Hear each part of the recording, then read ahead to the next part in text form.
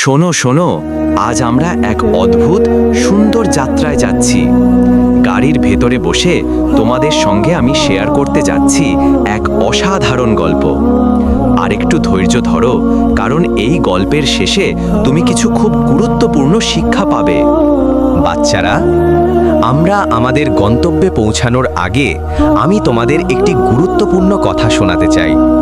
আজ আমি তোমাদের শোনাবো আমাদের প্রিয় নবী মোহাম্মদ সাল্লাল্লাহু সাল্লামের বিদায় হজের ভাষণ। হে মানুষ, তোমরা সবাই একই, কেউ কারোর চেয়ে বড় নয়, ছোটও নয়। সাদা মানুষের ওপর কালোর কোনো শ্রেষ্ঠতা নেই, কালোর ওপর সাদারও নেই। নারীদের প্রতি সদয় আচরণ করবে, তারা তোমাদের দায়িত্ব, তোমাদের আমানত। কাউকে কষ্ট দেবে না। কারোর রক্ত, কারোর সম্মান, কারোর সম্পদ সব হারাম।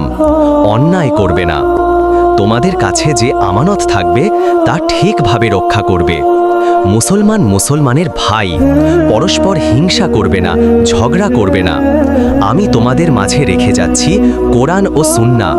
যে এগুলো মেনে চলবে সে কখনো পথভ্রষ্ট হবে না। বাচ্চারা, একদিন তোমাদের আল্লাহর সামনে দাঁড়াতে হবে। তারই সব সময় ভালো কাজ করবে, মন্দ থেকে দূরে থাকবে। আমরা গন্তব্যে পৌঁছে গেছি। তোমরা আজ যে কথাগুলো শুনলে জীবনে এগুলো মনে রাখবে। আল্লাহ তোমাদের সবাইকে নেকতা দান করুন, আমিন। ভিডিওটি ভালো লাগলে লাইক, কমেন্ট আর শেয়ার করবে। নতুন ভিডিও পেতে চ্যানেলটি সাবস্ক্রাইব করতে ভুলবে না।